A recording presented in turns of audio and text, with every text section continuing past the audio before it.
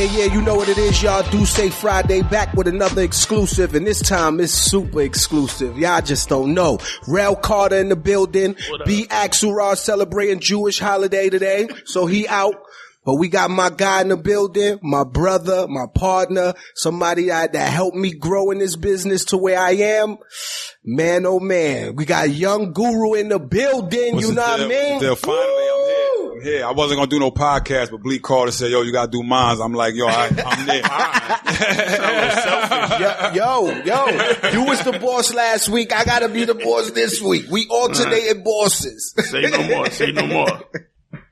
Yeah, so what's up? YG in the building. Everything good. We moving, man. I'm out here moving. Today a good day. We got a Rhapsody album coming out. You know, Hov just put out the 444. We gearing up for the tour. So, you know, normal day, man. We moving. Yo, I see you up there on the Meadow stage doing all the cuts and shit. You know what I mean? When niggas when they fire the band, other band members get more time now. Give room for the cuts. Moving. Same thing we've been doing for years, man. That's right. Turntables ain't going nowhere. That got me my start. That's gonna always be there. Them turntables. That's right. Young Goo. Except for the day I lost the Just. That was the only day. That was battle? Why he do that? Why you do that, Goo? Why you do that? Yo, listen. Hold on. Baseline days. They in the studio, Goo in there getting busy on the turntable, scratch vision, everything. So Just Blaze like, I burn Goo. I'm nice to them. So, you know, we like, no, hell no, you won't burn Goo. Goo nice. Set up the battle. Him and Just Blaze battling. Just Blaze went in. Just Blaze was there, handstanding, spinning records. My man Goo got so heated, he was ready to wring Just neck over that battle. I lost. I'll admit when I lost, Just got me that day, man. I was heated. I can honestly say that's the only time I ever seen Goo upset. Like, I never seen Goo that mad ever Just in got my me life, that day, yo. And it's worse because you know Bleek in there hyping it like, yo, he murdered you. It was bad. It was going down. But that's my brother too, you know what I'm saying? So it was just like, you know, still sharp and still. It was competition. Man, it was going down that day. So when you see Just Blaze at the EDM parties, just know he earned that. Yeah, he earned that spot. Definitely did. Word. So what you got on the table, Rel? What you got? I see you got your laptop. Rel came prepared, Goo. Prepared. I don't know what kind of questions those who don't know, got. where did you get your nickname Guru? Alright, so I'm from Wilmington, Delaware. So back when the Tommy Hilfigers was like really, really hot, I tried to steal some Tommy Hilfigers out the mall, right? Cause I don't know, but they placed them like right by the door. So I was just like, yo, you know, I could get away with that. Stole the Tommy Hilfigers. The thing that got me caught was I had went record shopping the day before. This is before everybody was like earth conscious and all that. So they had the brown paper bags. So the person, the cop that caught me said, I heard you sticking it in the bag. Like you hear the crumble of the bag. So I was running out the mall. They chased me. They caught me. Long story short, I get arrested. Go to the precinct. The cop was like, yo, I know you. You know, Wilmington's small. So he was like, oh, you play basketball at this, you know, such and such a high school. So, you know, they let me go to the judge. Judge let me go with community service. So I had to do community service at this spot called People's Settlement around my way. So I was teaching African history there, like as a young boy in high school. So I was teaching about African like griots and gurus and stuff like that. And the kids was just like, yo, you are guru. So the name just stuck, you know what I mean? And then later on, it was like a little thing because it was Guru from Gangstar. But I had Young Guru before Gangstar even existed. But that's where it came from. It came from me teaching African history at this community center. Dope. Young Guru. African history. Plus that's just my MO, you know what I'm saying? That's what I'm about. Like I wasn't never like in the streets heavy. My cousin was in the streets heavy, you know what I'm saying? It kept me out of it. I was around street shit all the time, but it was like, all the people in my mother taught a lot of my mother taught special ed. So she taught all the dope boys, like everybody in the neighborhood. They just kept me protected. Like I never had to like deal with any of that. Cause they looked at me as the basketball playing DJ and dude. So, you know what I mean? That's where it really came from. So that was really my MO, was always about like getting out. I was always building with the gods and like, you know, that was my thing. Like the gods was heavy on me when I was young, and that was a big influence for me. So that, you know, you take the name of something that you want to be. That's what I wanted to be. So, you know, that's where that came from. So yeah, I got a bunch of teachers in your family. Yeah. Your aunt was my teacher. All the women in my family is teachers. No way. Yeah, absolutely. What? Absolutely. At Montrose. Get out of here. All the women in my family is teachers. Everybody. Well, Goo was my teacher. on the Pro Tools. But then you did something at USC, right? Yeah, I got an artist in residency there. So I came there to talk, and just give a lecture. And then the people was like, it just went well. So they was like, would you like to be an artist in residence there? So not only do I teach, I go once a month. I teach 4 classes in a day. So it's really hectic schedule when I do go. So it's 2-hour classes. And I teach a bunch of different subjects. So I do, like a history of music. So I'll do like a history of hip hop or a history of jazz or whatever in 2 hours. Then I do another class that's just a straight engineering class. Then I do another class that in today's society, like the kids ain't gonna just come out, make an album and make money. So we have a live class where you have to learn how to tour. And it's basically teaching you about not only just your performance, but like backline management, setting up everything, going from small clubs to big arenas and all sizes. So we teach our students that. And then we have a class that's called a master class where every student has to rotate jobs so that they understand what everybody in the music industry does. So I came in not only just to teach, but to also fix the curriculum and get the curriculum up to date because it's different. Like USC has a great like jazz, set. Like jazz is a deep thing and everybody knows what they're doing over there. But in terms of the up to date stuff, the programs and where kids should be going nowadays, I'm in charge of that. Yeah. That's dope. So we updated the curriculum and, I love USC. You know what I'm saying? Coming from I went to a HBCU. I went to Howard. So, the thing about HBCUs is we don't have as much money as the major universities. So seeing it on that level is a different thing for me because I'm used to dealing with, smaller budgets and USC is just an incredible place. They welcome me and it's a great experience, man. I love teaching. That's my thing. So how did you get into engineering? I was just going to ask him that. I got into engineering just because when I was a kid, I was just always interested in how things work, period. Like I was a young kid taking apart VCRs just because I wanted to know how it worked or making a couple extra dollars in the neighborhood by fixing people bikes or just everything, like anything that had to do with a system. I wanted to know how it worked. So I would just read books and like figure out how stuff worked or, like go to studios. The first time my mom thought I was like, either using drugs or dealing drugs was because I would take my paper route money and I would go in a studio. Like I found a studio back then, I'm 43 years old. So when I say back then, I'm talking about my high school days. That was only like $75 an hour. To me, that back then we was paying $2,000, to go into a studio. So I thought that was cheap. And my mother would look at my bank account and be like, yo, how come you spent $400, $500 in a week? I'm like, yo, I'm in the stew. And I was just literally figuring out how the studio worked. Cause I was mad cause it was a white engineer that didn't really want to do hip hop. So it would take him forever to put stuff in the sand. I didn't have no equipment back then. So what you would do was like sit at home, listen to records and be like, I want to use that break beat. I want to use this sample, but you couldn't make it at home the way people do now. Like you would go in the studio and actually do it. So I wanted to just move that dude out the way because I'd be like, he take too long and he not really respecting what I'm doing.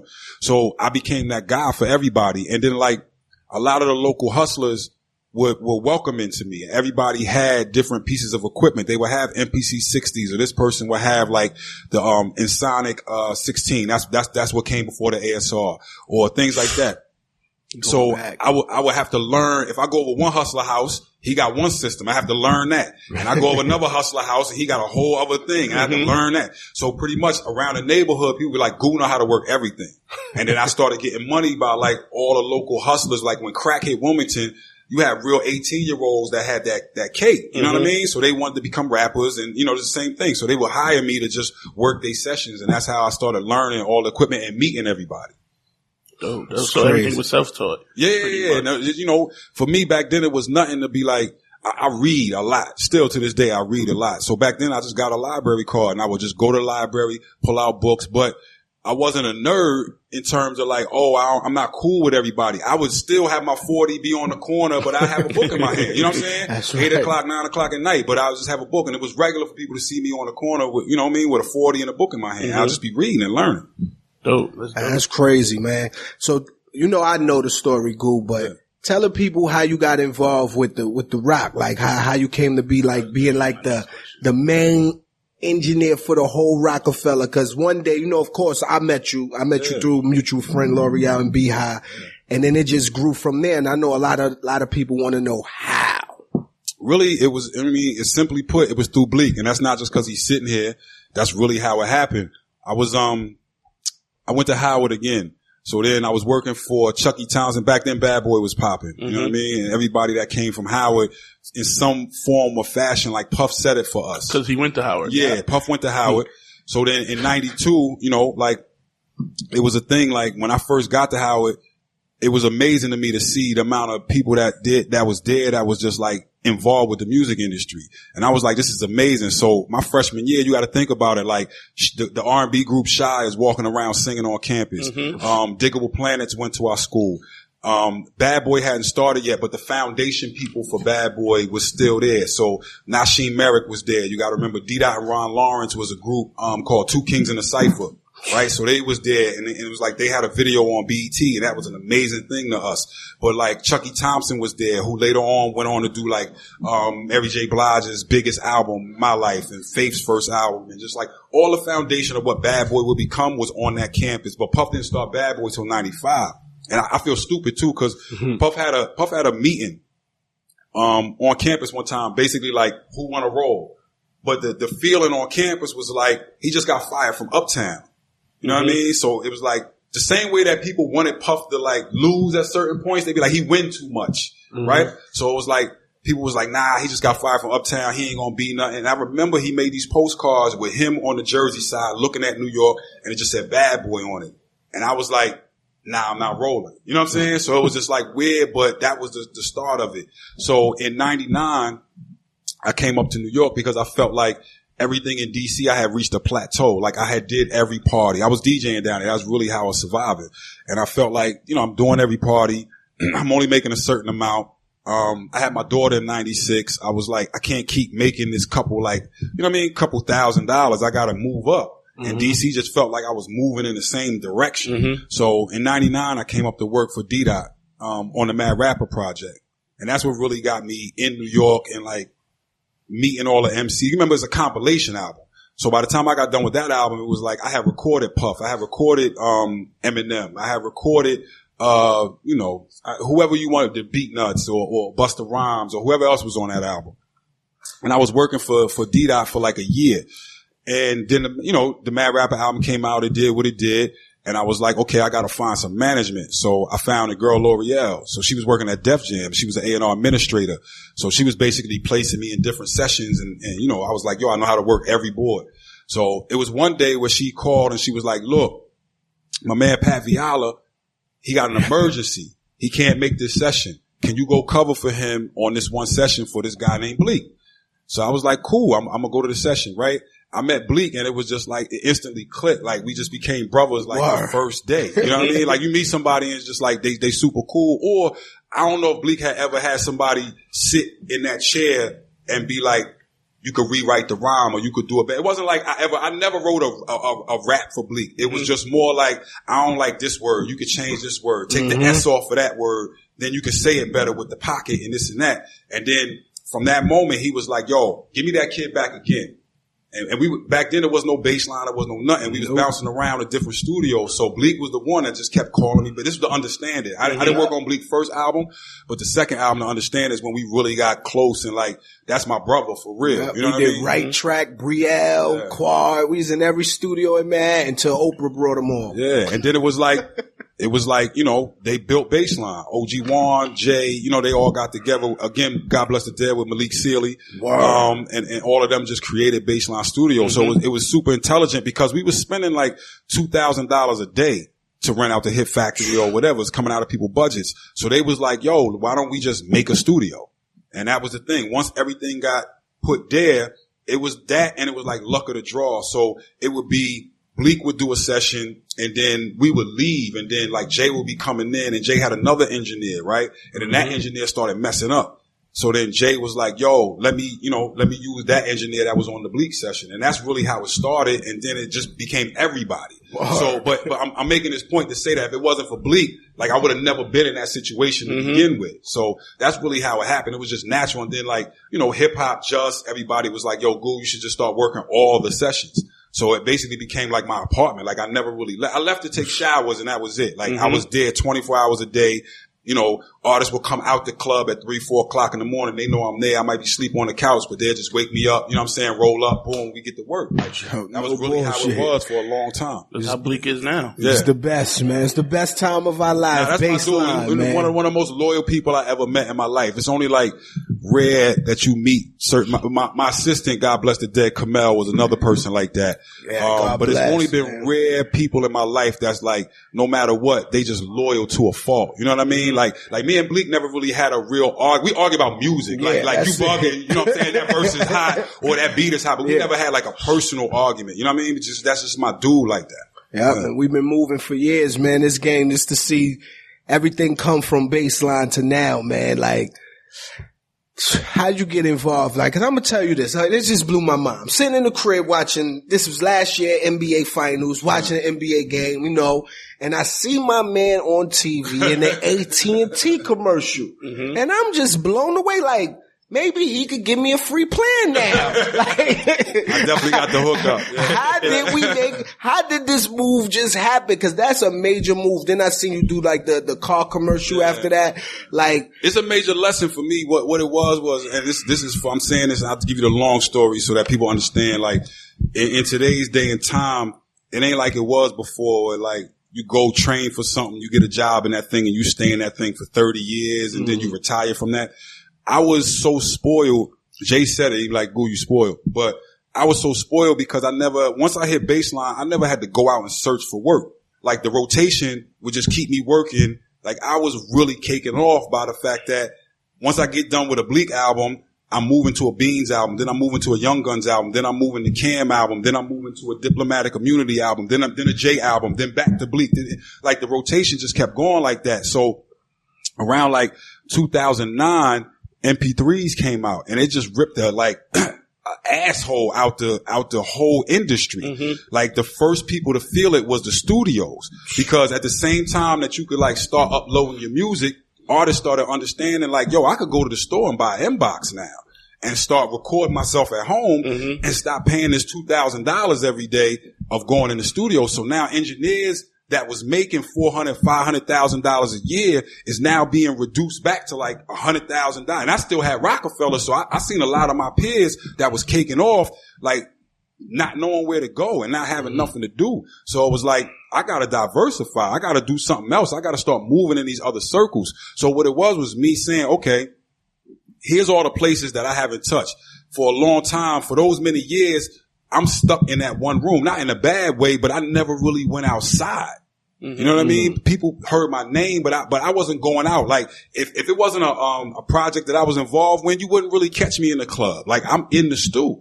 So as I come outside, it was a little weird to me, but now I got kids that's like, yo, you a legend to me. Or like I was in junior high school when the Blueprint came out, or like it's bugging me out. So I was like, all right, let me start go and teaching at these universities. I started doing talks, and the talks started leading to more and more, meeting more and more people. So then it was like, all right, because I no longer needed a manager when I was in Rockefeller. Cause again, everything is set for me. You ain't got to get me no sessions. My sessions are already here. Mm-hmm. So I went out and I got me one of the best things I did was hook up with my new manager. So he was like, he had a bigger vision for me than I even had for myself. Like, Goo, I know you do this, but I can move you into these other positions. And that's what I started doing, is I started going to Hollywood and talking to people, but behind the scenes. I never wanted to be in front of the camera, but I wanted to produce, I wanted to write, and I wanted to get into these positions of like telling stories and helping other people tell stories. So that hookup with AT&T just came because they had a new technical part of the phone. It was like, yo, you're the cool tech guy. So I was like, all right, I'm with it. And from that one AT&T commercial, like it was weird. I walked in. They gave me the script. I told the dude, give me 5 minutes. I read the script. I knocked it out in one take. And the director looked at me. He was like, damn, you know how much money we spent on these lights, these cameras, and you kind of just did the commercial. He was like, just do it a bunch of times, but we really got the commercial already. So the company that had put that together was TMA. They called the marketing arm. They got some of the biggest clients, you know what I'm saying, in the world. And they was impressed. So they was just like, okay, can you come on with us and help us with everything that we doing? So that's how I got down with TMA. Mm-hmm. And then that got me the next commercial. And then I basically became over the music department of TMA. So that's how all of that rolled out. And so now I've built a team of people that I employ now that help me do all the music for different commercials. We got a bunch of different clients. We got real big clients though. And we just moving. And at the same time that I get to still do music, still mix albums, I'm also in this marketing space that I'm now like, okay, I understand every aspect of it, and it allows me not only to just be creative but to employ people. So that's my biggest thing. So are you hiring? Yeah, I'm definitely hiring. I gotta, and that's talk after this. Don't even worry about it. Yeah, and that's not a joke. That's like serious for the people that's out there that have talent. I'm always looking for music. Of course, in commercials, there's no samples or whatever. But for the people that's out there making music, that's another avenue where, as you trying to get hot, as you trying to find a new artist, as you and your artist may be working and you trying to, blow that person up, here's a check for you, you know what I'm saying? And then residuals, like the residuals is crazy. Every time that joint play, you get paid again. So I'm like trying to teach people that there's other games other than trying to battle for the number one record on the radio. Like, here's a direct check, period. Like, point blank. Perfect. Yeah. Cause I just signed a new producer, young boy over there,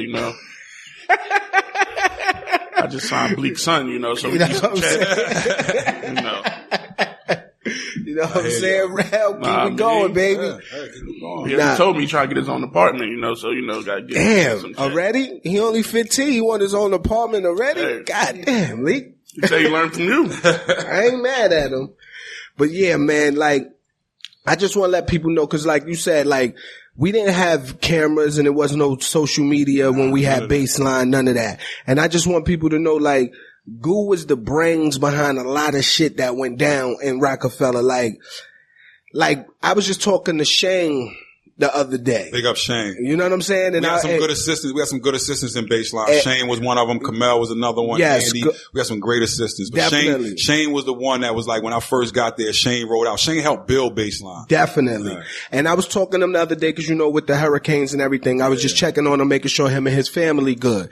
And he was like, yo, what's going on up there? And I'm like, nothing, just missing you. And he like, why you missing me? I'm like, cause Hov done kidnapped Goo. It ain't no more real engineers out here. I need you back. So he's like, rap again. He's like, Goo don't got the book no more. And I'm like, you right. Let me go get the book. So for those who don't know what the book is, when Goo had to go home, take care of the kids, shower, Baseline would totally be shut down. So Goo made an engineer book with every single plug-in, crossfade, drop, anything you needed to run Pro Tools, to operate a studio, to run a session. So he would leave the book. So if you ran into a problem, anything you needed, go to the book.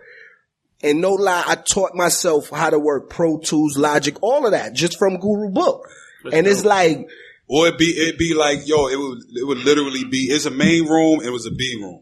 So if it was something going on in the B room, and then it'd be an artist in the A room, like, Goo, how you do this? And I got tired of like running back and forth in between both rooms. So I was like, all right, let me just write down for everybody what this is. And like, you may not understand exactly everything in engineering, but I could get you to the point. Like, you don't got to be a mechanic to drive a car. That's right. You know what I mean? All I got to do is teach you how to steer and press the gas. So like, that's basically what the book was. It was like, this is how you steer the car. This is how you press the gas. This is how you shift the gears. So, you know what I'm saying? I'm the person that could like take the carburetor apart and all that. If it's a problem, I'm going to fix it. Right. But I was trying to like speed up our process.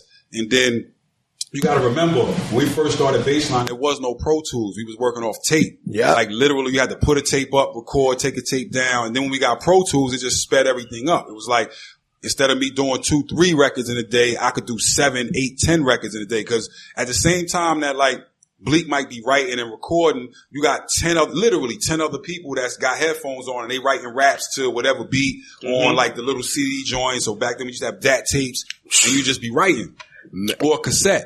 And everybody, as soon as he finished, you know what I mean? Everybody else would go. And it's like you would just squeeze in time based on who was in the studio. You knew Hov was going to drop an album every November. So that meant like September, October, it was Hov time during the day. And then, Bleak was a real early guy. Like Bleak, I don't know early how morning he used rap. to be there at like 9 o'clock in the morning and live that far. You ain't but he lying. was. And then Beans was real late. You know what I mean? Beans might call me at 12 o'clock at night and be like, I'm on my way from Philly. So it was just like, balancing the time in between the two. So it was like, but when you say Bleek, you got to remember at that time it was all a Get Low. Or if you say Beans, it was all a State Property. Or if you say, yo, Cam is coming down, then it was like all of the Dipset. Yeah. So, you know what I'm saying? And at that time we had MOP, we had a lot of people. So hell yeah. That book was just helpful for me to stop like people coming in and pulling me from room to room to ask me, how do you connect stuff? So it was my way of like making sure everybody understood stuff. And then it was easier if, like, say, Bleek got a Pro Tools system, I could set him up and be like, this is how you record yourself. Right? He not mixing it. I said, yo, just make sure don't go in the red. That's right. Yo, that's right. I remember him and Jess came to my house and set up the whole Pro Tools system for me, man. Like, and that's what I'm saying. Like, I don't know how many artists out there worked with their engineer and actually can leave the studio and be like, damn, my engineer taught me something. Yeah. You know what I mean? It's like, more you care about the, you know, the person and the project, and like more than just like, how do you do it? I'm thinking of from a standpoint of like, what's best for Bleek career. Mm-hmm. So we might have arguments, and sometimes I was right, sometimes I was wrong. Like one of the times that I was wrong, where I'm so glad that he kept pressing, was Bleek had came to me and he was like, yo, it's this dude named T.I. I really like this dude. He was like, I really like this dude, yo. I want to do a record with him. And at the time, New York was just so boom bap, hip hop. Bleek was, and he don't get credit for this, he was one of the first people to start the double time New York cats. Like, you know what I'm saying? Like Big had done the Bone Thug style, but Bleek with the music, right, came to me and I was like, nah, Bleek, that ain't us. We ain't doing that. We can't do that. And it ended up being Round Here. And when we got done with the record, I was like, yo, I'm glad you like pushed this, because this record is dope. And then, you know what I'm saying? The way that he presented the record with them being in 3 different cities. This is an early T.I. before everybody was up on him. You know what I mean? He put me up on a lot of like music because he was messing with the South so early. And I was like, not that I was reluctant to it. It just wasn't in the sphere. We didn't hear that on the radio. We didn't hear it in the streets. It wasn't on mixtapes. He was just always up on it. So he was like putting me up on cats and was like, yo, this cat is dope. People bumping this down South. And like, I'm glad he was like the way he was. And then I would push him at certain times. You know what I mean? Definitely. Like we was in Miami and Just had made the Hypnotic beat. And then I was like, Bleek, you gotta get on. Bleek was like, nah, fuck that beat, Google. Word out. You know what I mean?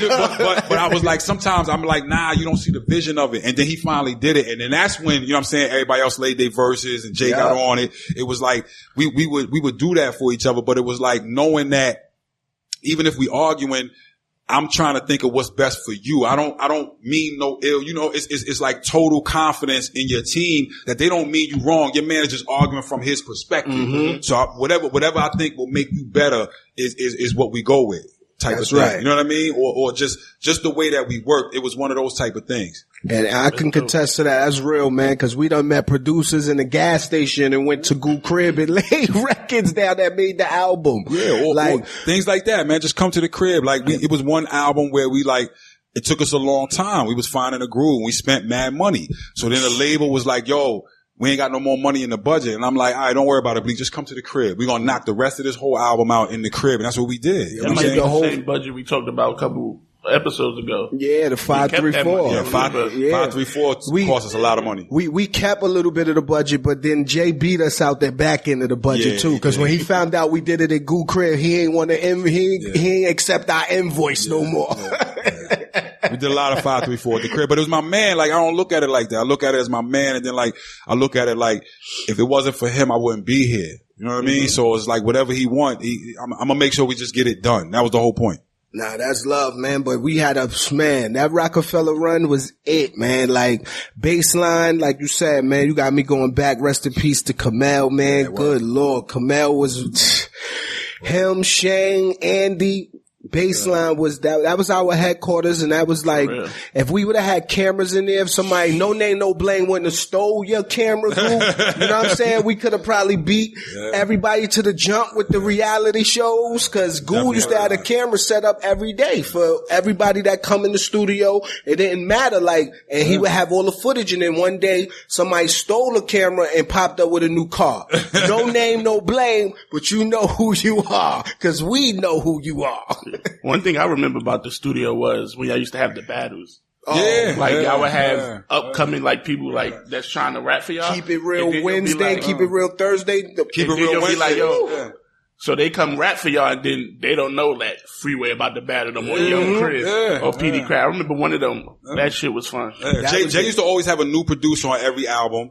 And then we just started Keep It Real Wednesdays because it was like, that started as a crew thing. Yo. Wednesdays was like, before the beats. Wednesdays was the day where, like, if you had a beef with somebody, you had to Wednesday keep it real. Was the day that you could get it off your chest. That's right. I told you, I just was telling my man, we had the boxing gloves in there, everything. Whatever you felt was on your plate. Yeah. Wednesday, get it off your chest. But it kept you as a crew, it kept you tight because it's like, yo, like, my man got a problem with me. We're going to squash this. And once we get out of here, everybody, it's back to love. That's right. But it was like, you had to keep it real on that Wednesday. And then it developed to the beats where it was like, all right, tell a producer what you really think about this song. You know what I'm saying? Yo, we used to set so many producers up. So they'd go through. So we'd be in the studio to be Jay, Dane, Juan, Goo, me, everybody. And they'd go through every artist. Freeway, Bings, Cam, Jimmy, me, the Gunners, everybody. Yo, y'all gotta call all the producers y'all know that's local. Tell them come through the studio. It's Keep It Real Wednesday. Either these niggas better have some fire or we gonna cut their ass up. Jay made t-shirts. And we made niggas made t-shirts for the producers that survived. You would get a t-shirt that said, I survived, Keep It Real Wednesday. That's wrong. And yo, it's a lot of producers that still won't give beats to Rockefeller. And we ain't even Rockefeller no more. It's Rock Nation. And they still won't sell us no beats. They got laughed out of there. But it kept it to the point though, like if you had a hot beat, you was late. Walking down the hallway getting a check cut. That's like, right.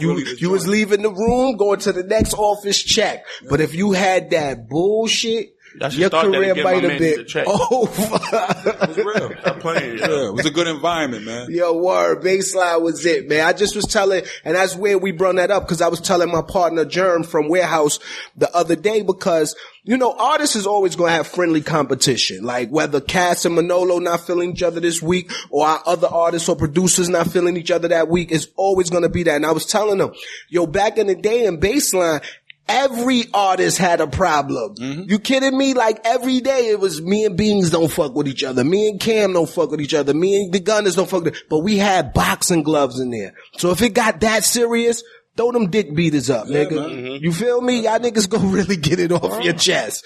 Today, it'll be dead bodies on the street. Cause somebody get that 16 ounce press across that cheek. They'll be like, I need my gun.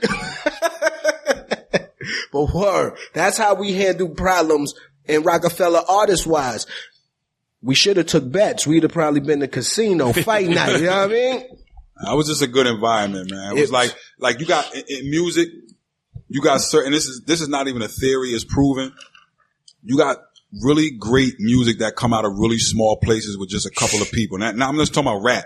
I'm talking about music in general. So if you look at Motown, if you look at Stax, if you look at all these great labels, right, it was really small environments just where it was concentrated and everybody challenged everybody. So like Bleek might write a verse and then Beans come in and write another verse and Bleek be like, oh, he's not going to murder me. And he rewrite his verse. You know what I mean? Like it's still sharp and still. And then everybody was in there like it was like a slight competition, but it gave you the best verses and it gave you the best albums. And then it was natural. Like, whoever jumped on whoever records, we would just be like, whatever the best for the record. It's a lot of verses y'all ain't heard of people that jumped on certain people records. We like, nah, that ain't good enough. Yep. Or it just ain't make it. But everything was to serve the best thing for the album or for the record. And you ain't lying, man, cause I still remember I got a Trina verse on Round Here. See? That ain't making. Leak it. You know what I'm saying? Right? I got it. I still got it. Yeah. Word. So, everybody knows, you worked on 444. Mm-hmm. What was your experience out during the creation of that album? It was dope. I mean, like, number one, Jay pulled me to LA. I ended up staying out there for 6 months. Like as usual, Jay never, it's not a schedule. It's not, nothing's ever scheduled. It's just like, yo, come over here and let's work. So he pulled me out there. Some of it we did in the crib, some of it we did at No ID Studio. Mm-hmm. I was just really happy that he was in that mindset to be that open. You know what I mean? Because at a certain point, it's like, I'm just like everybody else. I'm real regular. Like my barbershop is probably one of the most real places in the world.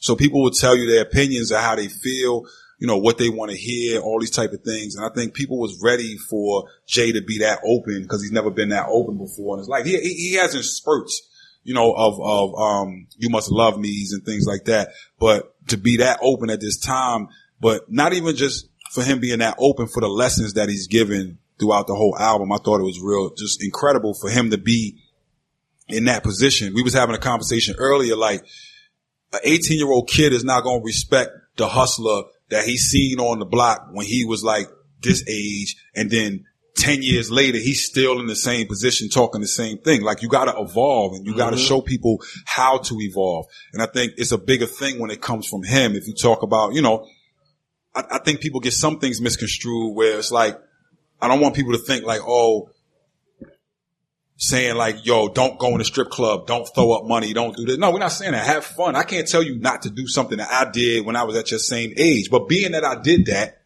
I'm going to tell you what's more important than that. Credit. Right? Or just the lessons that are in there of legacy and family and where we are as people. Right? Don't forget, no matter how far you get, it's still nigga. That's you know what I mean? Like, you got to still operate from that perspective. And just to be able to show people that you can grow up in hip hop, that you can be at his age and still create dope music, so that it's not just something that's like, oh, by the time you get 30, you got to stop rhyming or whatever. Like, you can take this forever, and you're going to literally see somebody that's, you know, 50 years old still making dope albums. It's a mental sport. It's not a physical sport. So, you know, I just love the album. I love the rollout. I think the rollout was one of the best ones that we've ever done in terms of marketing, in terms of, you can see the visuals now where Jay was just like not doing regular videos. He's not standing in front of a car, you know, throwing up money. It's like, these are not videos, these are visuals, basically. I think the dopest part about it was the footnotes. Yeah, the footnotes is incredible. And it was just like, that came from us being in the studio and the conversations that would come up because of the music. The music was so personal. I'm literally hearing stories from people that I've been around my whole life, or like more than half of my life. You know what I'm saying? Because I've been doing this with the same crew for over 20 years. So it's like, these raps that Jay is putting down is now allowing people to open up and say something. I was like, I didn't know that about that person. I didn't know that about that person. And it made me open up. So it's just like, the footnotes came about because of the conversations we was having after the records. So I'm one of the biggest critics. So I'm always thinking about the records from every different angle and critiquing and what can we do better and da-da-da. So we talk about the records a lot. So that's where the footnotes came from. And Jay, in his wisdom, was just like, we should be taping this. And that's how you got, those footnotes are real. It's not a setup thing. It's not a like, oh, let's shoot a video. And that's why the footage looks like that, because it's just actual footage of us being in the studio. It's crazy, man. So the world wants to know, did you record Blue when she was recording her verse? Nah, you know what? That was Stu. Shout out to Stu. That's B's engineer. He never gets enough credit. So what happened was we was in the middle, and Jay always does this to me. We was in the middle of mastering, and I think Jay likes to wait until the very last second to create records. So we ended up doing Family Feud, like, and that's how he got. And then some people were like, "Goo, when did y'all record Family Feud?" Because he's talking about the selfies, you know, and that happened like days before the album came out.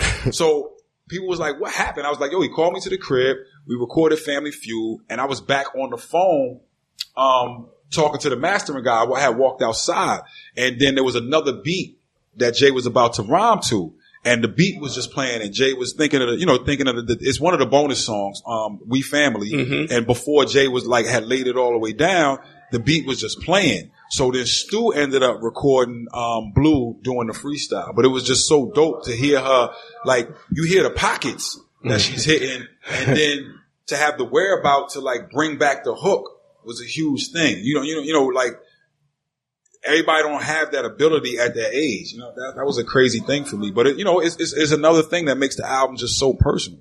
You trying to manage Blue? Nope.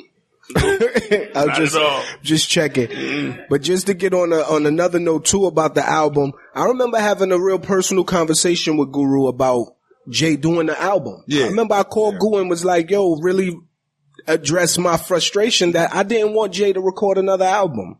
And I was like, yo, like, I don't see the point for it. Like, I don't see the need for it. And I felt like he at the top of the game. Like, where else can he go from here? And Goo was just like, yo, Bleek, nah, this is not, I'm involved. This is not the typical J album you think you're gonna get. And then I remember Goo called me out to LA, was like, yo, come listen to the album. And when I heard the album, it changed everything. And even Hov was to the point like, why you wouldn't want me to record an album? You think I wouldn't deliver? Like, you thought I wasn't gonna kill shit? I said, no, I know you gonna kill it, but I ain't know you was gonna destroy it this way. Like, you built with 444, I feel like he built the foundation for all young black African Americans. My son's sitting here right now, like, he has the dreams to know that I can be better than everybody in this room with the game that's been told off this album. There's so many gems, and I'm just proud that you was a part of that, Goo, cause I was scared. Nah, what I told you was the same thing. I'm like, nah, it's not gonna be just a typical thing.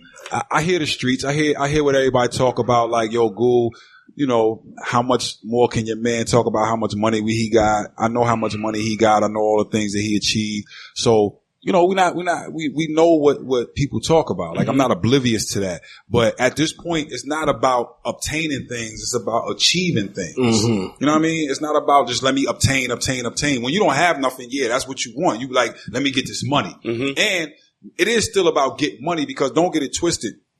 Even at the level that we're at, our riches still are few and far in between. So us as a community have to build wealth instead of just building riches. And that's really what that lesson is. It's about building wealth and wealth that you can pass down from generation to generation. We've never had that. All of our kids start at zero.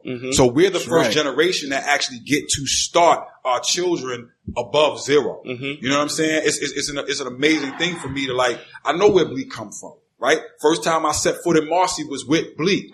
So it's like for him to be able to set his son, so his son don't have to start at zero. My son don't have to start at zero. My first daughter is 21 years old now. Right? She gets to go to the best universities, all that. Like, we don't have to start from zero. Our children have a stepping stone, but we also still have this connection to where we came from so that we can teach them lessons. I didn't just give my kids everything. They got to work for what they get. That's right. And we still connected to the hood to where, like, yeah, we may be straight, but the whole family ain't straight. And I don't mean just my immediate family. I mean all of my friends and everybody in my neighborhood. So until we get generational wealth, we not out the hole yet. It ain't just about me and my one security. It's about us as a community, right?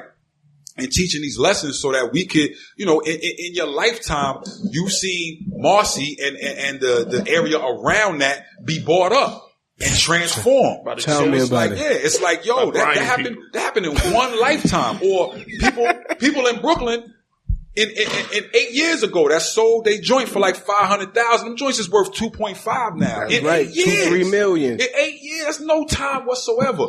So that's what this is about. This is about teaching us. So that's what I was saying to Bleek when he called me and was like, yo, Goo, what is he going to talk about? What is this? I'm like, yo, I got it. I'm here. You think I'm not going to voice my opinion in the middle of this? Like, you know, he can rap. That's not the point. The point is, like, we're going to deliver something that's going to, again, be like shocking to the world that yes, you can still deliver great music and great albums at this level, but it's a thing that Hov has. He has this ability to take normal conversation and normal situations and put it in the most eloquent raps that nobody else would think about. So, you know, that for me, that's like the blessing of being able to sit there and record that, because at the end of the day, man, you can't write that. Only he can write that. All you could do is just give suggestions in terms of this is the road we should go down. And then once he accepts that, then you follow him down that road. And that's part of the soldiering. That's it. That's what soldiering is about. And if you choose to do that,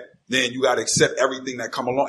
Everybody want to ride on a private jet. That's but everybody don't want to soldier. You know what I'm saying? So the soldiering part it's easy to soldier when you agree with the order, right? But when you disagree with the order, are you still going to follow the order, understanding that your leader got more wisdom than you? That's really what it's been all these years. And that's how me and Hov, you know, roll. Like, I soldier for him the same way you know what I'm saying? Like we all do. Yeah, we all do. We soldier for Hov, and that's just my viewpoint. That's the way I view it, and that's how I move. So I know what his wisdom has done for me, and he's never failed me. We've never gone wrong. That's the whole thing.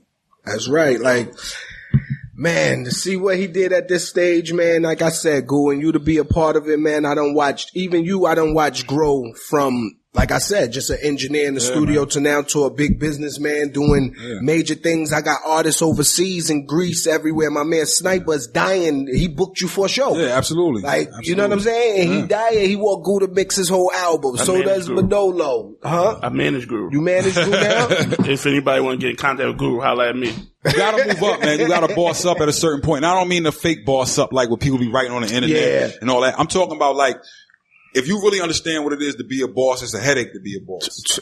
Right? Because you got so many people underneath of you whose lives depend on every move that you make. And you got grown men calling you every day like, what am I supposed to do with my life? Mm-hmm. So you gotta figure out situations for other people. And being a boss is a real headache. But you take it on because you love the people that you are a boss of. Like, I don't really say people work for me, they work with me. I'm trying to take some of my younger generation and build them up. So I got sections of people that work for me that's only in the tech world, right? And I'm letting them boss up in the tech world. I got people that's only in music. I got people that's only in TV and film. I got people that's only in, you know what I'm saying, like doing outside projects that have nothing to do with none of that. And it's not even creative, but it's in like textiles and things like that. But at the end of the day, I still got to be the boss of it, and I got to be over it. So that means if anything go wrong, it's my responsibility. So being a boss is really a headache. It's not a floss thing. It's not like, yo, I'm going to go in the club and just call myself a boss. Like being a boss mean you got 30, 40 people every day that could call you and be like, this went wrong, fix it. That's right. You know what I mean? But you have to do that thing so that you control it and so that you can set the destiny for a bunch of other people. Otherwise, it's like my father worked for nothing. Mm-hmm. You know what I'm saying? My father's generation did that, was the first to go to college, first to work in these Fortune 500 companies, listening to somebody that's 20 years younger than them tell them what to do every day. They know they smarter than that person, but that person's family just runs the thing. Mm-hmm. But he in there like, you know what? I'm going to do this so that my son can do whatever he want to do. Mm-hmm. My father was the one that bought me turntables. My father was the one that was like, don't work for nobody. Work for yourself. Do what you want to do. Normal parents would be like, hip hop didn't exist when my father was young. So when I told my father what I'm doing, my mother was like, yo, you bugging. What you mean? You chasing a dream. Da-da-da. My father was the one that was like, no, go do that. Go to New York. Do whatever you got to do. Mm-hmm. Like boss up. So that's what it is. It's like an empowerment thing for us. So giving them lessons and being able to be over top of people we have to do that. Otherwise, you can't lie to the youth. If the youth see you again in the same position that you was in 20 years ago, they're going to be like, yo, well, why am I following your plan? I'm going to just end up in the same position. That's right. You know what I mean? And I think on that point, man, that's what's wrong with a lot of these artists today. Like, you've been talking the same story for the past 15 years. Well, not even that. Not to cut you off, Bleek, but not even that. I don't like it when the OGs don't let the young boys live. Grow. That's right. Let them grow. And they're not going to do it the exact same way you did it, because it's a different time, but you can at least support them. And I want you to think back. I'm 43, right? I know what I was doing at 18, right? So life was about getting drunk, getting girls, getting money. You know what I'm saying? Like, I understand that. I'm just giving you the lessons for when that gets old to you. That's right. When it gets old to you, 5 years after that, when you done had every girl you could have, you done had the menage a trois, you done been on tour, you've been everywhere in the world. Now what do you do? Right? Think about it. Bleek been going to a club performing records since he was 15 years old. If that's still exciting to you, you know what I'm saying, to get girls, no, that's not what it is. Hell no. Like, now I'm trying to build. And I'm looking at somebody that owns a Fortune 500 company like they know bigger than me. But people don't see it that way. Apple started, I would love for people to remember when Apple started, IBM was the monster. That's right. If you remember the commercials, it was like, okay, there was this huge commercial that Apple had where this guy was running up and it was supposed to be like Apple's throwing this big hammer at IBM, right? And that was the big thing. That's us now. People are like, oh, Tidal ain't this and Tidal ain't that. Yo, we just started. Yep. Give us to the time where Apple's at now. Watch what we do. Right? That's right. Apple started the same way. People was like, you'll never be able to take over IBM. Never. I remember them commercials. Now look at them. Now look at them. You see what I'm saying? So unless you start it, it's never going to have a starting point to grow. So you got to have the, what the minister say, the testicular fortitude, the balls. That's right. To be able to start your own company and say, I don't care how big he look, I'm starting this and I'm going to move it to this position. Right? Look at, come back to me in 20 years. But that's the thing. Everybody want instant gratification. It's not for that. It's for our kids. That's right. To reap the benefit of it. You see what I'm saying? Yeah. That's everything we do is looking at it from a 20, 30 year standpoint. So speaking of new artists, we know you have Rhapsody. Mm-hmm. I actually have two questions. How did you meet her? Mm-hmm. And who are some other new artists that you really fuck with? In terms of Rhapsody, that came through Ninth Wonder. Shout out Ninth Wonder. What happened was, I was in the studio one day, and like everybody else, I'm a Little Brother fan. I was listening to this album. It'd be certain times where hip hop be getting on my nerves, right? Because it get whacked. Mm-hmm. And at that particular time, we was in the snap music phase, mm-hmm. right? And then snap music came. I was like, this is getting on my nerves because it was too much. So then Little Brother came, and it was like, oh, back to some pure hip hop. And I was like, who produced? I'm always like, who produced it? Because sometimes Bleek could tell you, the name will come out, and it'll really be that dude. Or it could be that dude's friend in the basement, and he just ain't the one that like get to talk to the artist, right? That's right. But I searched out the guy that was doing the behind the scenes filming of Fade to Black. This guy named T. Smith was like, yo, I know the guy that produced this album. I was like, yo, put him on the phone with me. Get on the phone with Ninth Wonder. I'm like, yo, I don't know where you are. Like, how the hell you doing this in North Carolina by yourself? But this shit is incredible. So then I was like, yo, do me a favor. Like, put some beats together. If you can make it to New York, I guarantee you I'll get you in front of, like, Jay need to hear these beats. So I hooked up a meeting with him and Jay. So then he came up and he was just extra prepared. Like, back then you used to have the CDs you could burn, and the maximum number of things you could put on there was 99 songs, right, on one CD. He came up with like 6 CDs, and each of them had 99 beats on them. Mm-hmm. Damn. And then Jay started listening to the beats, and Jay just looked at me and was like, yo, this nigga's the next Primo. Mm-hmm. And then Jay kept going and kept going. And I don't think Knife was really understanding that Jay was lit, because Knife was in his first time meeting Jay, so he a little like, you know what I'm saying? He was like, skip. And then he was about to take the CD out, and Jay was like, hold on. Go back to number 3, number 7, number 9. Like, you know how Jay mind is just like, his memory is crazy. So he was like, number 3, number 9, number 7, number 13. And then he looked at me like, oh, he's really listening. So they went through mad beats that day. But then Jay was like, yo, I got this idea for this rap that I wrote called Threat. You think you could flip this R. Kelly sample? So then, you know, Ninth was just like, he didn't go home. He just sat in the back. Like Baseline used to have a little couch in the back. You know what I'm saying? Mm-hmm. So Just Blaze gaming room. He sat right there. Played many games in that room on a little PC and made Threat, and that's how he made the Black Album. But then again, it's like the same way when I met Bleek. It's like real recognized real. From that day on, me and Ninth just connected and we clicked, and like he became one of my best friends in the world. Just because he keep it real. Like that's just my type of people. We ain't about the hype. Mm-hmm. We about the music. So from that moment on, we just kept staying in touch. We started working on projects together. I started helping him out. He started helping me out. And he started a company called Jamila. And I started to see at a certain point that it was like, yo, people is like overwhelming my man. Because again, when you become a boss, everybody hits you every day with their problems. And it's like, how can you, like, everybody's like, make me a star, da, da, da. So I'm like, yo, Ninth, let me help you just by my whole point was to take some of the weight off of him. So Ninth brought me on to Jamila, right? It's still his company, and don't get it twisted. He's the boss. He's the number one person at Jamila, but I'm there to sort of give my expertise in terms of things that I've done so far in the industry, and to also help like the artists get to a certain place. And then he came to me one day and was like, yo, I found this girl. And the first time I heard Rhapsody go, I was like, yo, she's a star. She's amazing. But I think people think that it's some overnight. Like I met her 2010. We've been doing this for 7 years with her. I'm talking about a mixtape. She got 8 mixtapes or albums, whatever you want to call it. They mixtapes. I don't even know what to call them in nowadays. We put together 20 songs per project, right? Whether or not you want to call that mixtape or album, whatever.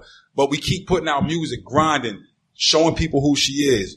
Just keep moving, shooting videos, getting features. You know, she's had features with Mac Miller, with Ab Soul, with anybody you can name. And then as we grinding and doing all this, I'm telling her, yo, just keep moving. People gonna recognize it. Keep moving. You adding on fans every day. Our big break was when Kendrick called her and was like, yo, can you get on my album? So she did Complexion on the Kendrick album. Mm-hmm. And that's what blew her above water. That's what made it so that normal people was like, yo, who is that girl rapping on this album? And thank God for the TDE fam. She been had records with Kendrick. She been had records with Ab Soul. She been had records with Anderson .Paak and all these people. But it was like, we needed that above ground look. So that's the thing that really blew her up. And then we got to, and I'm not a nepotism dude. So I wasn't somebody that was like, yo, Jay, you should just give me a deal just because I'm your man. Right? I feel like I got to earn that spot. I think people will have that mistake with Bleek too. Like people think like we could just go to Jay and just be like, oh, give me this and give me $1 million. No, you got to earn that shit. You got to earn it. So now that she's in that position, we got an email from Spanish Rand, right? He was representing Lenny. He was just like, yo, y'all have done enough work that we want to sign y'all up here. And I was like, I had went to Ninth and I was like, do you want me to actively go out here and try to get us signed to a label? He was like, no, I'd rather grind it independent. But he was like, he said this to me years ago. He was like, it's one person that if your man ever called, I'll go with him. And that's when we got that call, it was done. So then we brought Rhapsody up here.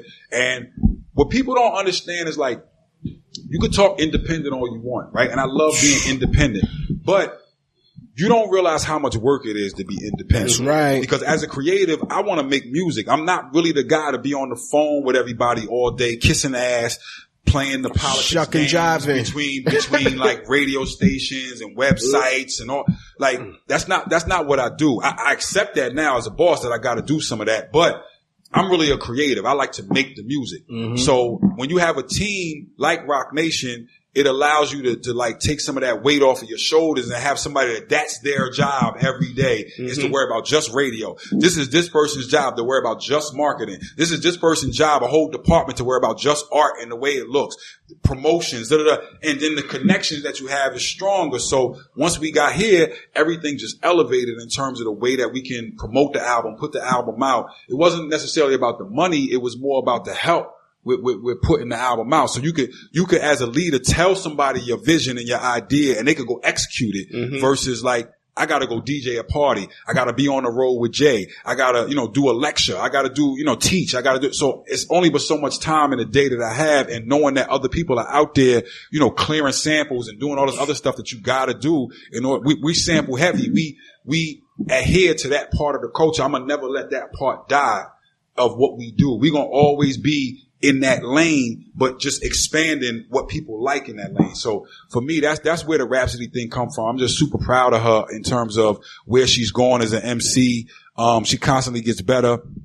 Her album is an elevation. We brought in Terrace Martin too as an executive producer along with me and Ninth because we felt like we needed some more of the music to add to our boom bap. We do boom bap in our sleep, but I'm also not the guy that's trying to reinvent 1995. You know what I'm saying? Like that time is over. Like we still adhere to the boom bap, but we try to expand it so that it's still relevant in 2017. So that's really where Rhapsody comes from. And it's like, I couldn't be more proud of her. And my whole career, I've been associated with female MCs. I started with Nonchalant, 5 o'clock in the morning, right? I was on the Fuji tour in 96 when Lauryn Hill was just coming up. Like, Rod Digger has recorded albums and songs at my house. Like, yeah, like, Jersey I'm just deep in Jersey, but with female MCs too, it's just like, it's a thing. So that's what it is. And new MCs, I like a lot of people, man. Like, I do wish though that like New York would support the New York MCs, the young boys a little bit more. I feel like the ASAP crew should be supported a little bit more in than New they York are. City. That's right. I look at them and feel like they move like how we used to move. The old Rockefeller, the piggyback style, how they all support each other. I always say that ASAP remind me of old Rockefeller. A lot of stuff. Like I've worked with ASAP, I've worked with the whole crew. God bless the dead. It was like they took a hit, man. They took a huge hit. New York City took a huge hit. You know what I'm saying? And it was like, it was weird for me, but it was like, it was something that should have pulled us all together. And 12E is my guy. Like, besides the music and besides ASAP 12E, the whole. Yeah, 12E is my dude. ASAP Nash might be my favorite MC out of their whole conglomerate. And then it's like Rocky is the superstar. But that Cozy tapes they just put out, you know what I'm saying, I feel like they hit everything on the mark. Like, I got mixes on there too. Like, I'll work with them whenever they need me, but I just want New York City to realize they got superstars in their own backyard and they should support them a little bit more because that's our next generation. That's who, you know what I'm saying?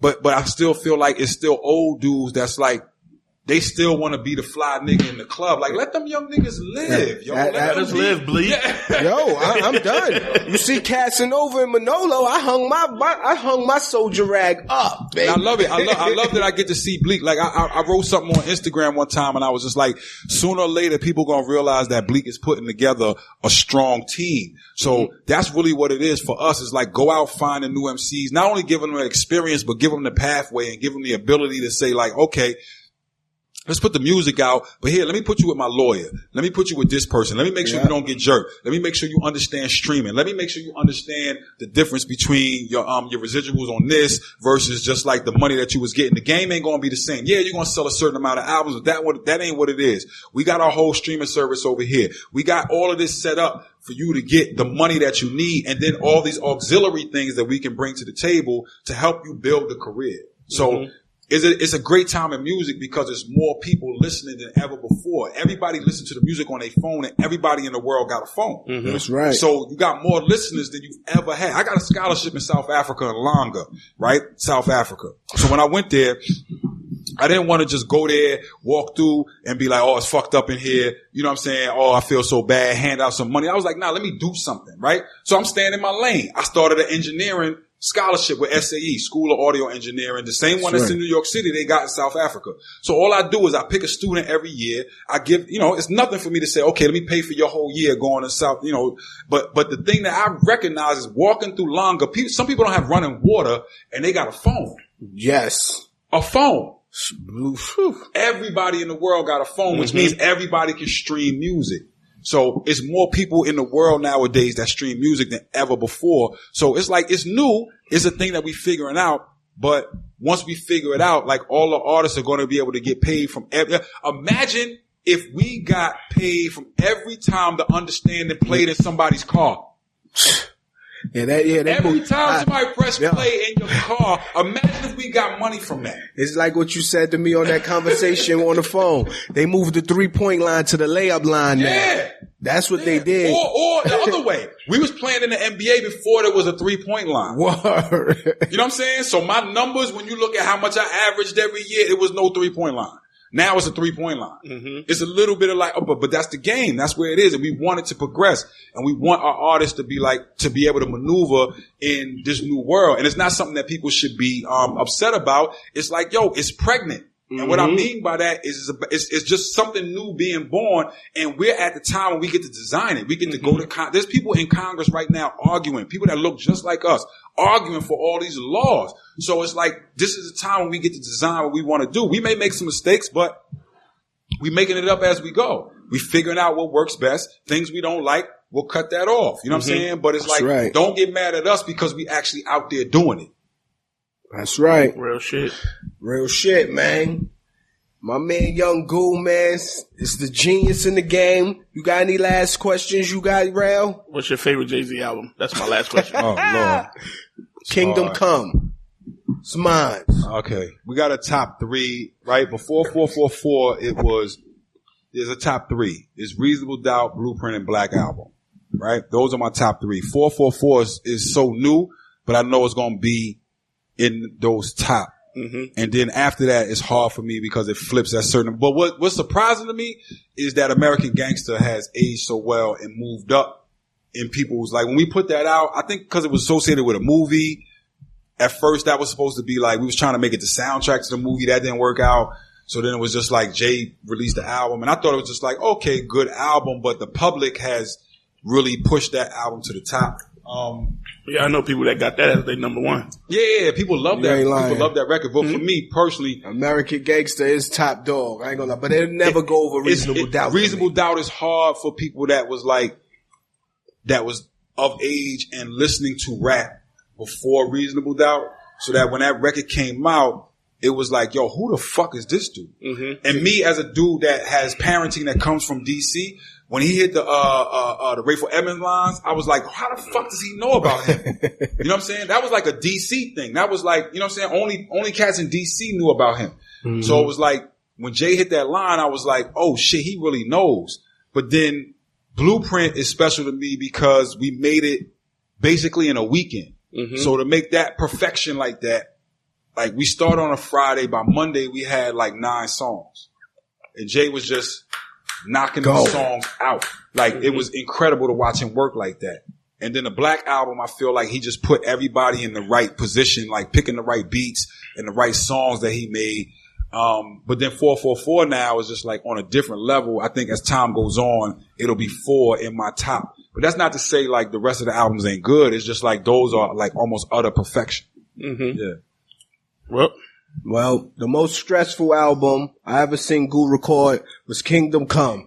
Cause we was in Australia and Goo was ready to throw my man Jay in the Australian Ocean. Now Kingdom Come was just stressful because we was on a move. Yeah, like, we was on the road. We didn't record it in New York like a normal album. We'll be coming every day. Like Jay was giving away water in Africa. Yeah, it was too much going on. Goo was heated after that one. I flew into Taipei, Taiwan. Like literally had to like walk. I couldn't speak the language, so I had my bags. And the dude who dropped me off, like I get off the airplane, I get into a cab, and I go directly to the show, right? The show was at, a big stadium. Imagine Madison Square Garden in Taipei, Taiwan. So I'm telling the dude, like, drop me off there. He drops me in the front where all the art, like the people is walking in, right? So I'm like, no, go to the back. And he couldn't understand. I was saying, go to the back by where the buses is at. I'm literally imagine me walking with my bags and my chain is what got me in. Cause I'm walking with my bags and I'm just telling people I'm with Jay. I walk through the front, like imagine walking down steps with my big ass bag, clock, clock, clock, clock, clock, and I see McNeely at the lights. So I walked over to me, and that's how, you know what I'm saying? But I flew into Taipei, Taiwan. Then we went to Australia. It was like we was just bouncing around all over the place, Africa, trying to record everything. Everywhere. It was going down everywhere. Bleek was calling me an Africa. The lights was going lights out, everything. Yo, it was bad. Yo, that was a great time, man. Yeah, that was just a stressful album, like the way we put it together. But it's still the testament of like I don't make excuses. Whatever we put out is what we put out, and I stand behind it. That's one of my favorite albums, Kingdom Come, because I seen how it went down, the headache that went into it. You know what I'm saying? Like being on the road, deadlines, then doing Water for Life, saving the world at the same time. Like, so that's one of my favorite albums. A lot of people don't agree, but I don't give a fuck what you agree with. This do say Friday. Volume 2 is in there too, man. Volume 2, definitely. I got 3 verses on that album, so that's always up there. You got a whole song by yourself. No, that was the Dynasty. And Jay played me on Holla. We'll talk about that on another podcast. Hands down on Volume 2? Yeah, you're right. Intro with Primo. My bad. I was tripping. I be forgetting my classics. My bad. I got you. Know what I mean? You want to manage me? Huh? You want to manage me too? You don't want to rap no more. I rap for if you manage me. I say no more. Let's get you it. and your son. I know y'all gotta go, but Bleek got some joints like my man is underrated in terms of like the amount of joints that he got. And his career in terms of like people wish they had as many platinum and gold plaques as Bleek had. You know what I'm saying? Like, go tell them. I used to use Coming of Age 2 as like writers in the way and perspective. Like sometimes people be like, yo, the book was better than the movie, right? And I be telling people because when you can read something, you could tell people thoughts, right? You could tell what they thinking versus like when you watch it. So when you have a song where like Jay and Bleek are interacting, and in real life, they never speak to each other. Mm-hmm. You understand what I'm saying? And it's like the whole song is mental. It's what's going on in their mind. Mm-hmm. And it's like that thing of explaining body language and street code of being able to read niggas just by looking at them. So they thinking like, yo, I'm trying to be the nigga now. And I'm tired of this, and people is feeding my mind. And then Jay's picking up, I'm picking up on the vibe or something. Yeah. Jay's picking it up just by looking at him and saying, yo, somebody must be talking to him. But when you really think about it and you go and see the whole verse and you go behind it, the only 2 words is he walks up to him and he says, yo, Bleek, what up? Yeah. And I paused. You understand what I'm saying? That's some Quentin Tarantino shit. That's some like, yo, nobody writes like that from a mental standpoint of understanding the hood and understanding like where people are on these different levels. So it's like, it's a lot of times where it's so much pressure put on him because of little simple words. You know what I'm saying? That people be like, oh, he's the next Jay-Z. No, he's the first Memphis Bleek. That's right. He's the first Memphis Bleek. And I seen it, and I seen his hustle, and I seen like all the things that he did, and like the writing that he went through, and like the editing, and just, picking beats and messing with producers and staying in the studio. Like, my man gotta get more credit than what y'all be giving him. You know what I'm saying? They better. I fucks with Memphis Bleek. I need a new manager, Rel. Let's get it. I'll be trying to get you to rap every episode. That's right. Well, this episode might have done it. You know what I'm saying? This was a blessing, Young Goo. I appreciate you for coming through, man. Dropping gems on the youth out there. This is another exclusive Do Say Friday podcast. You know what it is. Rel in the building. B Axelrod celebrating Jewish holidays, but we black. Let's get it. Yeah. It's a dark night, going down like it's fight night, the lights bright. Do say, do say, do say. Take 3 shots, make them do whatever you say. Friday. This ain't no way, Jose. We drink straight up, we don't need no OJ.